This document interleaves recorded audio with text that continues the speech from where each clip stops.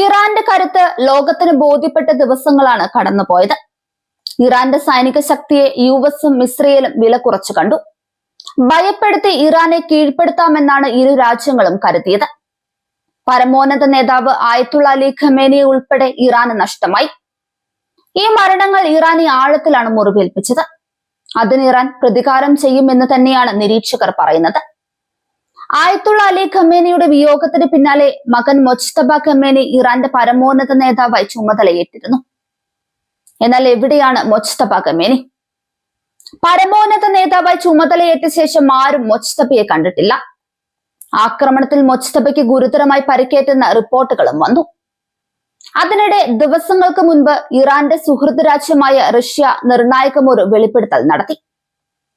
Mojtaba ഇറാനിലെ സുരക്ഷിതമായ ഒരു ഭൂഗർഭ ബങ്കറിലുണ്ടെന്നാണ് ഇറാനിലെ റഷ്യൻ അംബാസിഡർ അലക്സി ദൊതോവിന്റെ വെളിപ്പെടുത്തൽ. ഇസ്രയേൽ മൊജ്തബയെ വധിക്കാനുള്ള സാധ്യത കണക്കിലെടുത്താണ് സുരക്ഷിതമായി ഭൂഗർഭ ബങ്കറിൽ മൊജ്തബ കഴിയുന്നത് എന്നാണ് അലക്സി ദൊതോവിന്റെ വെളിപ്പെടുത്തൽ. അതിനിടെ ഖമേനിയുമായി റഷ്യ നിരന്തരം സമ്പർക്കം പുലർത്തുന്നതായും റിപ്പോർട്ടുകൾ വന്നു. മൊജ്തബയ്ക്ക് പരിക്കേറ്റെന്നും അദ്ദേഹം രാജ്യം വിട്ടെന്നുമുള്ള പ്രചാരണങ്ങൾ റഷ്യൻ അംബാസിഡർ തള്ളിയിരുന്നു. മൊജ്തബ പൂർണ്ണ ആരോഗ്യവാനാണ്. മൊജ്തബ തന്നെയാണ് രാജ്യത്തെ സൈനിക നീക്കങ്ങൾ നേരിട്ട് നിയന്ത്രിക്കുന്നതെന്നും അലക്സി ദൊതോവി അവകാശപ്പെട്ടു. ഇത് സംബന്ധിച്ച് ഏറ്റവും ഒടുവിൽ നിർണായകമായ ചില റിപ്പോർട്ടുകൾ വരുന്നു. വാർത്താ ഏജൻസിയായ റോയിട്ടേഴ്സ് ആണ് ഇക്കാര്യം റിപ്പോർട്ട് ചെയ്തത്. യുദ്ധത്തിന്റെ തുടക്കത്തിൽ പിതാവ് ആയത്തുള്ള അലി ഖമേനിയുടെ മരണത്തിനിടയാക്കിയ ആക്രമണത്തിൽ മൊജ്തബയ്ക്ക് അതിഗുരുതരമായി പരിക്കേറ്റതായാണ് റോയിട്ടേഴ്സിന്റെ റിപ്പോർട്ടിൽ പറയുന്നത്. അദ്ദേഹത്തോട് അടുത്ത വൃത്തങ്ങളിൽ നിന്ന് കിട്ടിയ വിവരങ്ങളാണിതെന്നാണ് റോയിട്ടേഴ്സിന്റെ റിപ്പോർട്ടിൽ അവകാശപ്പെടുന്നത്.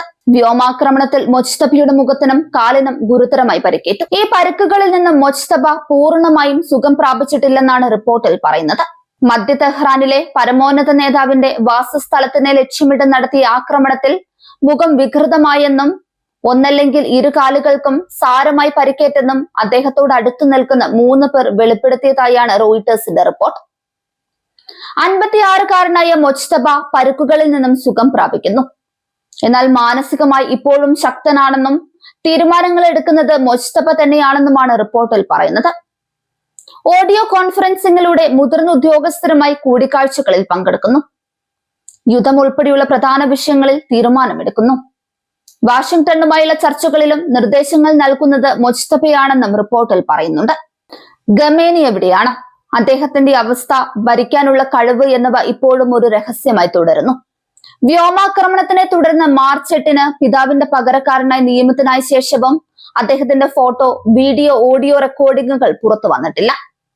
അമേരിക്കയും ഇസ്രയേലും ഇറാനെതിരെ ആരംഭിച്ച യുദ്ധത്തിന്റെ ആദ്യ ദിവസമായ ഫെബ്രുവരി 28-ന് നടത്തിയ ആക്രമണത്തിലാണ് 1989 മുതൽ ഭരണം നടത്തിയിരുന്ന അദ്ദേഹത്തിന്റെ പിതാവും മുൻഗാമിയുമായ ആയത്തുള്ള അലി ഖമേനി മരിച്ചത്. ഇതേ ആക്രമണത്തിലാണ് മൊജ്തബ ഖമേനിക്കും പരിക്കേറ്റത്. മൊജ്തബ ഖമേനിയുടെ ഭാര്യ, സഹോദരി ഭർത്താവ്, സഹോദരന്റെ ഭാര്യ എന്നിവരും ആക്രമണത്തിൽ കൊല്ലപ്പെട്ടു. തുടർന്നും യുഎസ് ഇസ്രയേൽ ആക്രമണങ്ങളിൽ ഇറാനിലെ ഉന്നതർ കൊല്ലപ്പെട്ടു.